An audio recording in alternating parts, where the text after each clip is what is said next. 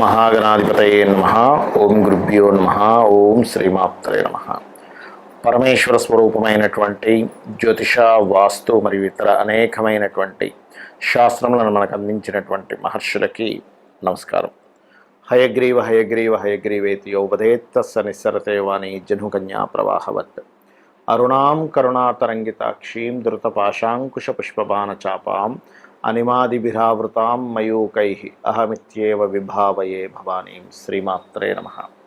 ప్రేక్షకులందరికీ కూడా ఆ యొక్క లలితా అమ్మవారి యొక్క అనుగ్రహం పరిపూర్ణంగా కలగాలని మనస్ఫూర్తిగా కోరుకుంటూ, ఇప్పుడు నేను చెప్పబోయేటువంటి టాపిక్ ఏదైతే ఉందో, చెప్తుంది నేనైనప్పటికీ కూడా చెప్పేస్తుంది సాక్షాత్ లలితా అమ్మవారిగా భావిస్తూ, ఈరోజు మనము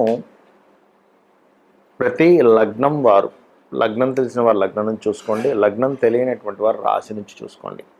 ప్రతి లగ్నం వారు ఎవరికి రుణపడి ఉంటారు, ఆ రుణపడి ఉన్నటువంటి వాటి మూలంగా వాళ్ళ లైఫ్స్లో ఎటువంటి సంఘటనలు జరుగుతుంటాయి, అటువంటివి ఆ రుణం తొందరగా తీర్చుకునేటువంటి యోగం ఎలా ఏర్పడుతుంది, ఎటువంటి విషయాలు మీరు చేయాలి, ఏవి చేయకూడదు, అదేవిధంగా దీనికి కొన్ని కండిషన్స్ చెప్తాను.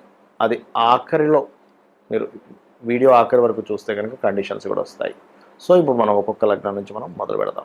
వృశ్చిక లగ్నము, వృశ్చిక రాశి. ప్రధానంగా వృశ్చిక లగ్నమే తీసుకోండి, లగ్నం తెలియని వారు రాశిని తీసుకోవచ్చు. బట్ ఇక్కడ ఏంటంటే కొన్ని గొడవలు, పర్టికులర్గా మీకు భూ సంబంధించిన రుణము, కొన్ని గొడవలకు సంబంధించిన రుణము, అదేవిధంగా ఇక్కడ పర్టికులర్గా ఏంటంటే మీకు తెలియకుండానే కొన్ని అంశాల్లో గొడవ అయిపోతూ ఉంటుంది.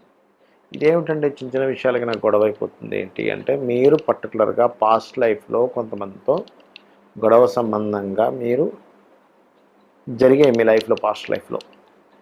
సో అందుకని ఆ పాస్ట్ లైఫ్లోది ఇప్పుడు ఈ జన్మలో మార్స్ రూపంలో వస్తుంది. అంటే ఏంటి, మీ కుజుడు కనుక స్పాయిల్ అయ్యాడు. స్పాయిల్ అవ్వడం అంటే ఏమిటంటే పాపకత్తిలో ఉండడం కానీ, పాపగ్రహాల మధ్యన ఉండడం కానీ, అదేవిధంగా దానికి వచ్చిన పోర్ట్ఫోలియోస్, కుజుడికి వచ్చిన పోర్ట్ఫోలియోస్ పాడవడం కానీ ఇవి ఉంటాయి. అప్పుడు ఏం జరుగుతుందంటే, చాలామందికి స్కార్పియో లగ్నంలో జన్మించినప్పుడు పర్టికులర్గా వీళ్ళకి జరిగేవి నేను చూసినంత మటుకు, నా అనుభవంలో కొన్ని వేల జాతకాలు చూసినప్పుడు జరిగింది ఏంటంటే, వీళ్ళ జన్మజాతకాల్లో పర్టికులర్గా ఫైరీ రిలేటెడ్గా ఏదైనా ఇబ్బంది వస్తూ ఉంటుంది. అంటే ఏంటి, ఏదైనా కాలడం కానీ, చేయికి కానీ, కాలుకు కానీ, లేకపోతే ఏదైనా మిషనరీ ద్వారా, లేకపోతే ఏదైనా తెగడం కానీ, లేకపోతే అకారణంగా గొడవ ఏర్పడడం కానీ, వీళ్ళు అంటే మీరు ఏదైనా ఒక మాట అనడం వల్ల దాన్ని అవతల వరకు కొంత సీరియస్గా తీసుకొని కొంత గొడవ ఏర్పడడం కానీ, ముఖ్యంగా సిబ్లింగ్స్తో కూడా కొంతవరకు రుణం ఉంటుంది వీళ్ళకి. అంటే తమ్ముళ్ళతోని, అన్నలతో కూడా కొంత రుణం ఉంటుంది. లేదా భూ సంబంధంగా, గొడవ సంబంధంగా, ఫైరీ రిలేటెడ్ సంబంధించిన అగ్ని సంబంధమైన అగ్ని దోషం అంటే అగ్ని రుణం ఉంటుంది వీళ్ళకి. అందుకని వీళ్ళు ఏం చేయాలంటే చాలా మటుకు దీపదానం ఇస్తూ ఉండాలి. మీరు ఎంత దీపదానం చేస్తూ ఉంటే అగ్ని రుణం తీరుతుంది. ఇక్కడ గుర్తుపెట్టుకోండి. ఎంత ఆంజనేయ స్వామి యొక్క ఆరాధన చేస్తూ ఉంటే అంత వీళ్ళకి క్లియర్ అవుతూ ఉంటుంది. అదేవిధంగా దత్తాత్రేయుడి యొక్క ఆరాధన ఎంత చేస్తుంటే అంత క్లియర్ అవ్వడం జరుగుతూ ఉంటుంది. మరియు మరొక విషయం ఏంటంటే, ఇక్కడ గమనించినట్లయితే మీరు ఈ జన్మలో ఎంత కూల్గా ఉంటే అంత రుణం క్లియర్ అవుతుంది. గుర్తుపెట్టుకోండి. మీరు మరలా చిన్న చిన్న విషయాలకి గొడవ పెట్టుకుంటున్నారు, స్కార్పియో లగ్నంలో పుట్టాం, మీకు ఆ రుణం పెరుగుతూ ఉంటుంది. మీకు ఈ జన్మకి ఇంకా ఆగదు, అది కంటిన్యూ అవుతూనే ఉంటుంది. గుర్తుపెట్టుకోండి. ఎందుకంటే ఇక్కడ లగ్నాయన 6th లార్డ్ కుజుడు అయ్యాడు. ఈ మార్స్ ఏదైతే ఉన్నాడో, ఈ మార్స్ ఎనర్జీ ఏదైతే ఉందో ఇటువంటి ఎనర్జీని క్రియేట్ చేస్తూ ఉంటుంది. కుజుడు కనుక పాడయ్యాడు, కొంతమంది జాతకాల్లో కుజుడు పూర్తిగా పాడైపోతాడు. పూర్తిగా పాడైపోయినప్పుడు వాళ్ళకి చిన్నప్పటి నుంచి ఏదో కారణం చేత డిస్టర్బ్ అవుతూనే ఉంటారు. గుర్తుపెట్టుకోండి. కాబట్టి ఎక్కువగా గొడవలు జరుగుతున్నాయి. మీ పాస్ట్ లైఫ్లో ఉన్నటువంటి గొడవలే ఈ రూపంలో వస్తూ ఉన్నాయి. గుర్తుపెట్టుకోండి. అలాంటప్పుడు ఏం చేయాలి, గోవుకి క్యారెట్స్ అంటారు, చక్కగా సన్నగా తురిమిన క్యారెట్స్ కానీ, బీట్రూట్స్ కానీ గోవుకు తినిపిస్తూ ఉండండి. ఆ రకంగా ఎన్నిసార్లు తినిపించాలి, ఎన్ని రోజులు తినిపించాలని అడుగుతూ ఉంటారు. Very simple. గుర్తుపెట్టుకోండి. మీరు మంగళవారాలు, గురువారాలు తినిపిస్తూ ఉండండి గోవుకి. అదేవిధంగా వీలైనంత మట్టుకు మెడిటేషన్లో కూర్చొని చక్కగా దక్షిణామూర్తి యొక్క స్తోత్ర పఠనం చేయండి. దీనివల్ల ఏమవుతుంది, ఈ జన్మలో మీరైతే ఇబ్బంది పడుతున్నారో ఆ ఇబ్బందులన్నీ తొలగిపోవడం జరుగుతుంది. ఈ రుణం అనేటువంటిది ఇప్పటిదాకా మనం మాట్లాడుకున్నాం కదా. దీనికి మరి పరిహారాలు ఏ లగ్నం వారికైనా సరే గుర్తుపెట్టుకోండి.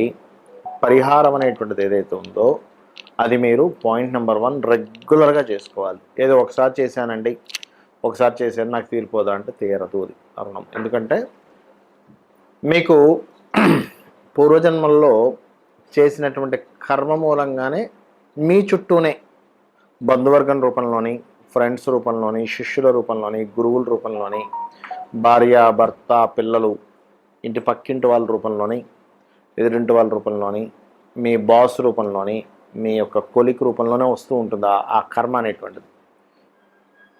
వాళ్ళతో మీకు తెలియకుండా ఒక మిస్అండర్స్టాండింగో లేకపోతే గొడవ జరుగుతుంది అనుకోండి, అది మరింత పెంచుకోకండి. ఎందుకంటే ఆల్రెడీ మీ పాస్ట్ లైఫ్లో ఉన్నటువంటి కర్మ వల్ల ఇది జరిగింది, ఇందులో పుట్టారు. మళ్ళీ ఇంకా పెంచుకుంటున్నారనుకోండి, అది మరలా ఇంకొక 10 జన్మలకి అది ఫాలో అవుతూ ఉంటుంది మీకు.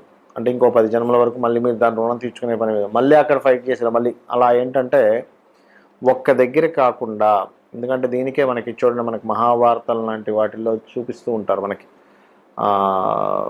భీష్ముడి మీద కోపంతో నేను మళ్ళీ ఇంకో జన్మెత్తాలి, ఇంకో జన్మెత్తుతాడు. మనకు పురాణాల్లో చాలా వాటిల్లో చూపిస్తూ ఉంటారు. అంటే ఏంటి, జన్మలు ఉండేటువంటి కాన్సెప్ట్ సనాతన ధర్మంలో, మన శాస్త్రాల్లో, వేదాల్లో చెప్పబడింది. జన్మ అనేటువంటిది ఉంటుంది, మనకు భగవద్గీతలో కూడా చెప్పబడింది.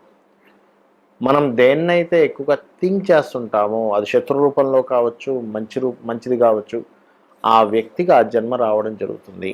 ఎక్కువ దేని థింక్ చేస్తాము, ఎక్కువ దేని గురించి ఆశపడుతూ ఉంటాము, ఎక్కువ దేని గురించి పోరాడుతుంటాము.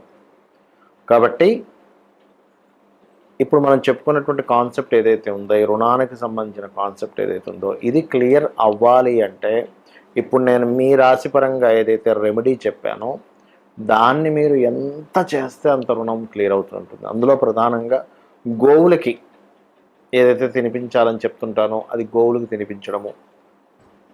ఉదాహరణకి ఏ పెసలో దానం ఇవ్వమని చెప్పాను, గోవులకి ఆకుకూరలు తినిపించడం. ఏ గోధుమలో దానం ఇవ్వమని చెప్పాను, గోధుమ రవ్వ గోవుకు తినిపించడం. అదేవిధంగా ఉదాహరణకి గురువు బాలేడని చెప్పి శనగలు దానం ఇవ్వమని చెప్పాను, శనగలు తినిపించకుండా ఆ ప్లేస్లో మీరు ఏం చేస్తారంటే గోవుకి అరటి కాయలు తినిపించండి.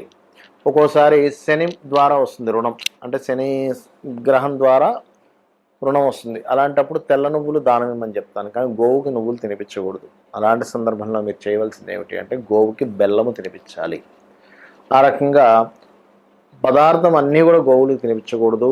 అలా తెల్ల నువ్వులు తినిపించినట్లయితే మరింత దోషం ఏర్పడుతుంది. ఎందుకంటే అది ఏదైనా ప్రెగ్నెన్సీతో ఉన్నట్లయితే ఆ యొక్క దోషం మీకు చుట్టుకుంటుంది. కాబట్టి ఈ యొక్క అంశాల్లో ఈ జాగ్రత్తలు తీసుకోండి.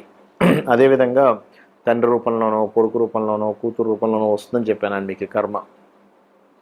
వాళ్ళు మీ పట్ల ఒక రకమైన బిహేవియర్ చేస్తుండొచ్చు. ఇప్పుడు మీరు అర్థం చేసుకోవాల్సింది ఒకటే, ఓకే ఇది పాస్ట్ లైఫ్లో నేను చేసినటువంటి కర్మ, అంటే మీ ప్రమేయం ఏమీ లేకపోయినా కూడా వాళ్ళు మిమ్మల్ని వెతుక్కుంటూ వచ్చి ఇబ్బంది పెడుతున్నారు అంటే సంథింగ్ పాస్ట్ లైఫ్ కర్మ ఉంది అక్కడ.